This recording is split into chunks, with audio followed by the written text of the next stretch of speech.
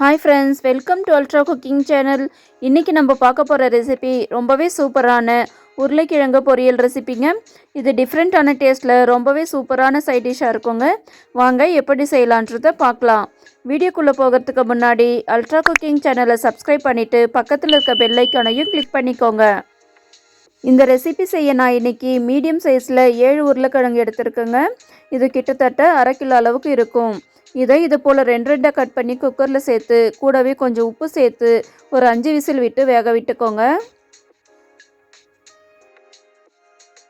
இப்போ 5 விசில் முடிஞ்சிருக்குங்க. ப்ரெஷர்லாம் ஃபுல்லாக போனதுக்கப்புறமா குக்கர் மூடியை ஓப்பன் பண்ணிக்கலாம். பாருங்கள், உருளைக்கிழங்கு ரொம்ப குழைய வேகாமல் கரெக்டான பக்குவத்தில் வெந்து வந்திருக்கு.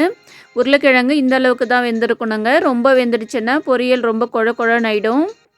அதை அப்படியே ஒரு பக்கம் ஆற விட்டுருங்க. அடுத்ததாக ஒரு கடாயில் 2 டேபிள் ஸ்பூன் அளவுக்கு எண்ணெய் சேர்த்துக்கலாம்.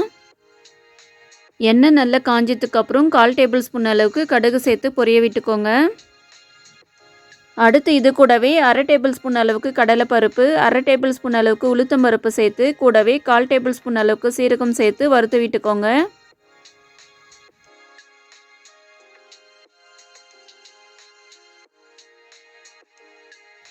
பருப்பெல்லாம் நல்லா வறுபட்டாச்சுங்க. இந்த டைமில் 2 காஞ்ச மிளகாவை இது போல் கிள்ளி சேர்த்துக்கோங்க. அது கூடவே ஒரு கொத்து கருவேப்பிலை சேர்த்து இதையும் நல்லா வறுத்து விட்டுக்கோங்க.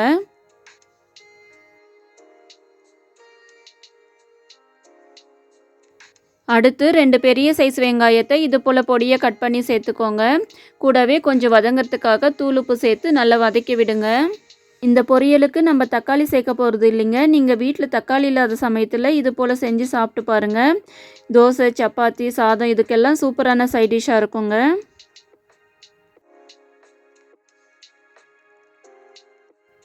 இப்போ வெங்காயம் பாதி அளவுக்கு நல்லா வதங்கி வந்திருக்கு. இந்த டைமில் 1/4 டேபிள் ஸ்பூன் அளவுக்கு இஞ்சி பூண்டு பேஸ்ட்டு சேர்த்துக்கோங்க. அடுத்ததாக 2 பச்சை மிளகாவை இது போல் கீரி சேர்த்து நல்லா வதக்கி விட்டுக்கோங்க.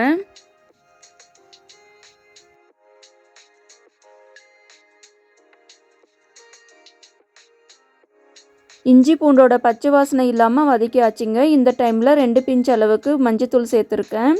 அடுத்ததாக குழம்பு மிளகாத்தூள் 1/2 டேபிள் ஸ்பூன் அளவுக்கு சேர்த்துக்கோங்க. இது கூடவே பெருங்காயத்தூள் கொஞ்சம் சேர்த்து இதையும் பச்சை வாசனை போகிற அளவுக்கு வதக்கி விட்டுக்கோங்க.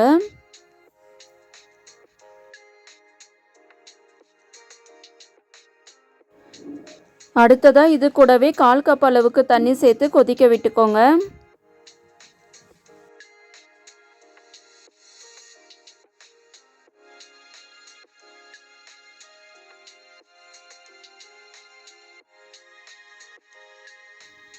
நம்ம சேர்த்த தண்ணி எல்லாம் நல்லா சுண்டி வந்திருக்குங்க. இப்போ இதை ஒரு டைம் நல்லா மிக்ஸ் பண்ணி விட்டுருங்க. அடுத்ததாக நம்ம வேக வச்சுருந்த உருளைக்கிழங்கு இது போல் க்யூப் சைஸில் கட் பண்ணி சேர்த்துக்கோங்க. அடுத்ததாக இது கூடவே கொஞ்சமாக லெமன் சாறு இது போல் பிழிஞ்சு விட்டுக்கோங்க.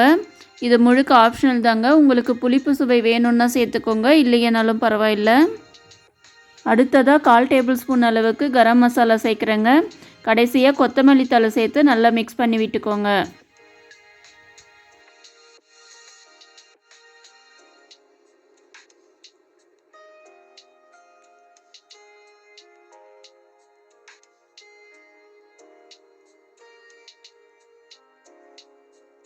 இப்போ தட்டு போட்டு மூடி ஒரு 2 நிமிஷத்துக்கு மட்டும் லோ ஃப்ளேம்லேயே விட்டுடுங்க. அப்போ தான் நம்ம சேர்த்த மசாலா உருளைக்கிழங்குல நல்லா ஒன்று சேர்ந்து உருளைக்கிழங்குல நல்லா மசாலா இறங்கி வருங்க.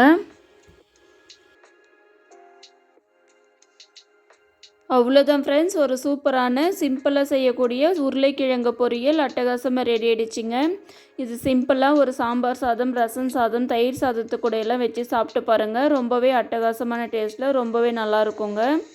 நீங்களும் இதே போல் ஒரு முறை வீட்டில் செஞ்சு பார்த்துட்டு எப்படி இருந்துச்சுன்னு மறக்காமல் கமெண்ட்டில் சொல்லுங்கள். இந்த வீடியோ உங்களுக்கு பிடிச்சிருந்தால் லைக் பண்ணுங்கள், ஷேர் பண்ணுங்கள், கமெண்ட் பண்ணுங்கள்.